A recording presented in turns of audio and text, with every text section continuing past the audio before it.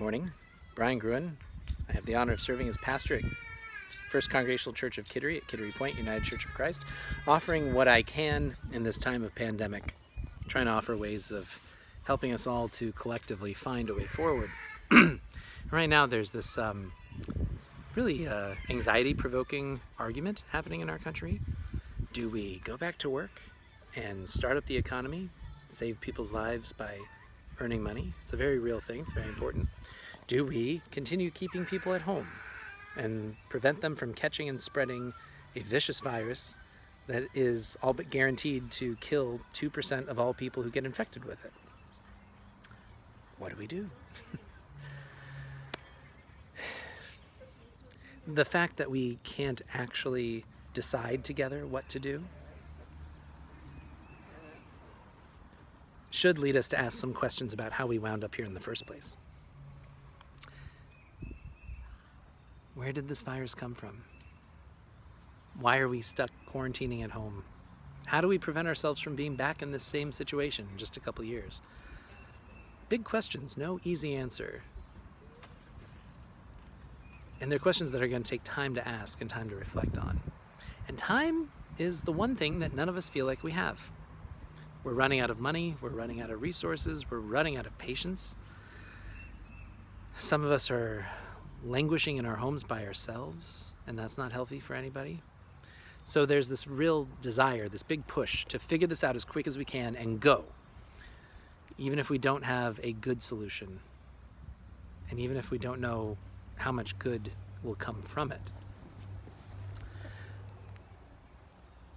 It's really important, I think, to be clear as we can be, about who we are and where we come from. You know, we can't go back to normal. Some of us don't even want to. Some of us are looking around and seeing the inequities of the world and seeing how much pain there is from this disaster and saying, why recreate this? Why go back to this? Why set ourselves up to be back here again at some point in the future? Why not create something different? Maybe something that includes more people, that gives more people access to the resources that they'll need to live, no matter if there's a pandemic or not. So we have some of us wanting to go back to normal. We have some of us wanting to dream of something new. We have some of us wanting to get back to work as quickly as possible, regardless of who it hurts. And we have others who want to stay at home because we're scared that we might be the ones who get sick. While we know for certain that people less fortunate or privileged than myself and people like me are the ones suffering most from this virus, what do you do? How do you find a way forward with all that confusion, with no one able to agree on anything? What do you do? The only thing I know how to do is hard. It's difficult work, but it's faster than waiting around 2 years for a virus, or for a vaccine for the virus. And it is far less painful than sitting around and watching thousands of people die every day while we try our best to ignore them and just enjoy going back to restaurants and keeping people employed as long as possible. The way that I know how to move forward, the way that this church honors as a way of moving forward, is to remember who we are, who we were made to be, and what that means. You know, I think it's interesting. Human beings are the only creatures God created who have the ability to change throughout their lives. Change so much that sometimes we forget who we are and where we come from. You know, take for example, it's not going to turn out. Take, for example, this tree. This tree was born as an apple tree. It lives as an apple tree. When it dies, it will be a dead apple tree. Human beings aren't like that. I was born as a little bitty baby, and throughout my life, I've been many different things to many different people. Human beings are the only creatures God made who get to change throughout their lives so drastically that by the time we die, we might be something totally different than we were when we started. Obviously, we're always human, but the kind of human we are, the quality of human being, we change. So it seems to me that perhaps by looking at things that are not allowed to change, like that tree, like my dog, that's my dog Sadie. I love Sadie. Sadie was born a puppy, she became our puppy. She's going to live as Sadie the dog. And Someday when Sadie passes away, she'll be remembered as Sadie the dog. Fondly, because she's an amazing dog. We love her so much. I think it's helpful to turn to parts of creation that can't help but be exactly what they were made to be. And perhaps that is a way of remembering who we are and where we come from. And so for that, we try to turn to trees. I don't know if this is going to work. My camera won't flip around, but I hope this works. Listen, a tree, in order to live, this is a tree stump. It's not alive anymore. But when it was living, it had to do many different things with the cells in this trunk. It had to do a lot of different things all at once to keep itself alive. One of the things it needed was a strong center. The center part of this oak tree, or is this an apple tree? I can't remember. But the center part of this tree is known as the heartwood. The heartwood of a tree is the strong pillar in the center. It's made up of all the dead tissue that came before. When the tree was this, when it started out, it didn't really have a strong center. As it aged and grew, all the dead cells kept moving inward, and it creates this strong centerpiece. The heartwood of a tree is as strong as a steel beam. Back in the day when they would make ships, hundreds of years ago, that had to be able to forge through ice, they would make those ships out of heartwood, this strong center. It's because of the heartwood that trees are difficult to chop down and difficult to blow down. There could be any kind of huge storm that blows through here. It'll destroy my house before it destroys the trees around me, because that strong heartwood center keeps the tree tethered to the ground and standing strong and tall. How do humans center themselves? How do human beings remember who they are and where they come from? My tradition offers a particular way. My tradition and language in general, they offer a particular way of doing this. So the word human literally comes from the word meaning ground, of the earth, of the ground, of the dirt. To be human is to be deeply connected to the ground, to the physical planet that we live on.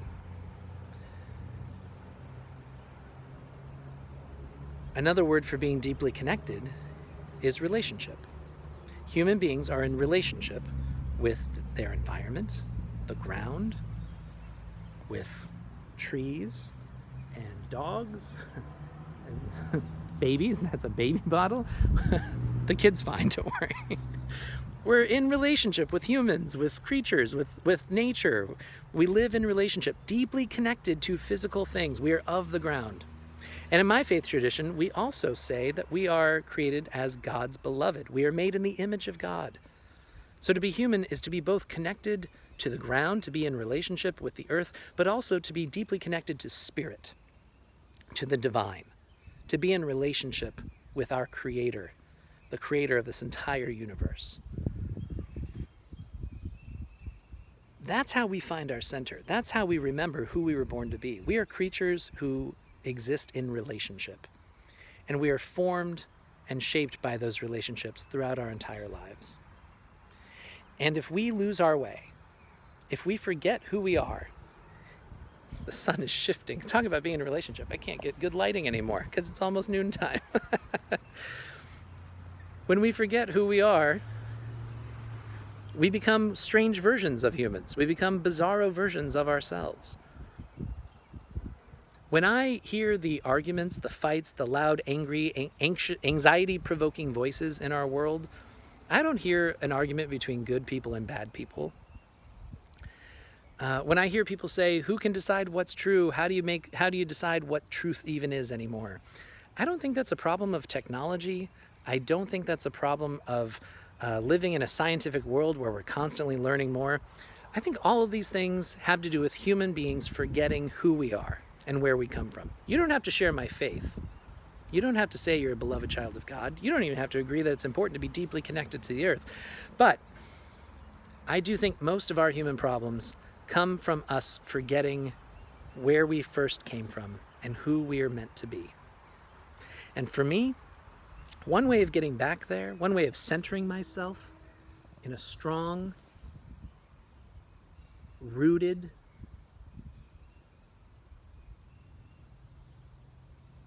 looking for another adjective.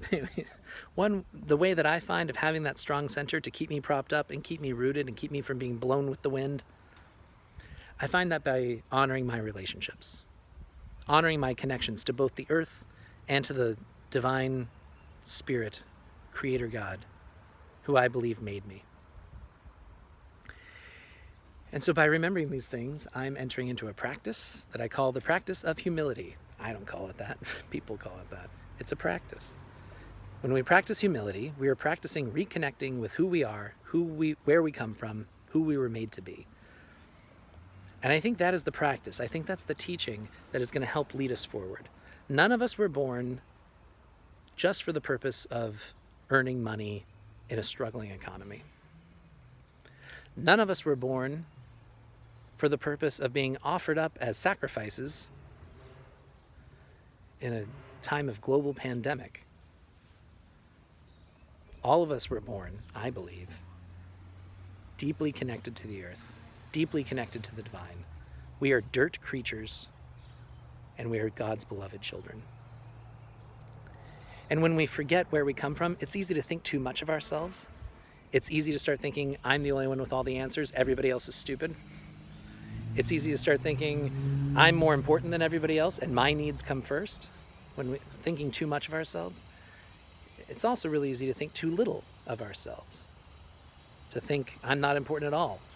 Maybe all I am worth is earning a minimum wage salary and going out and sacrificing myself for the greater good. When you think too little of yourself, you are not honoring the person God made you to be. And when you think too much of yourself, you're not honoring your reality as a dirt creature.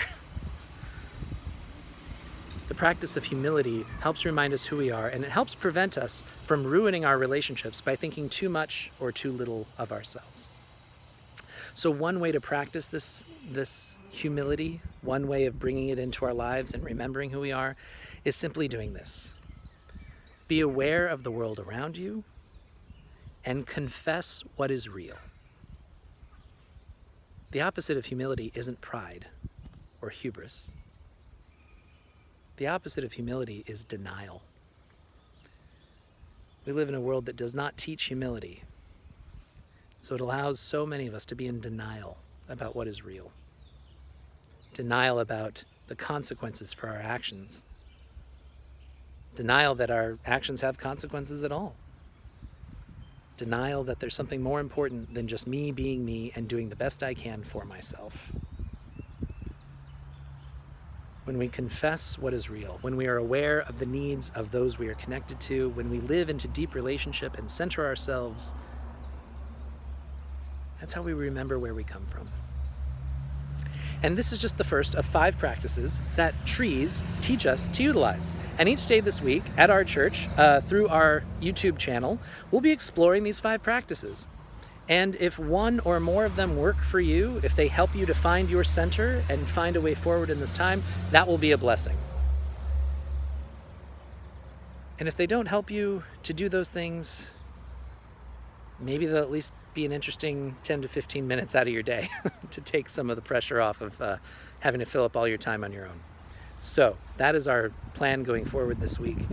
I'm not going to pretend like I have all the answers, because I practice a lot of humility, actually. I don't have answers. I don't know much. I'm not certified to do hardly anything at all, except preach and teach the gospel. And the good news, the gospel, the good news for us is we are not defined by the money we make. And we are not reliant upon broken systems for our livelihood. God has made you and me and everyone in existence as beloved dirt creatures who have the ability to live into our relationships and create new things, create new thoughts, new ways of being, new systems that are able to honor the divine presence in every human being, not just the ones that look like me.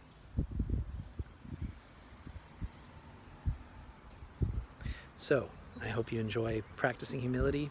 Learn from the trees, learn from the creatures. Take some time this week to remember there's a larger world beyond talking points in the media. There is a way forward, and we're going to find it by remaining connected in relationship together. humbly. Grace and peace.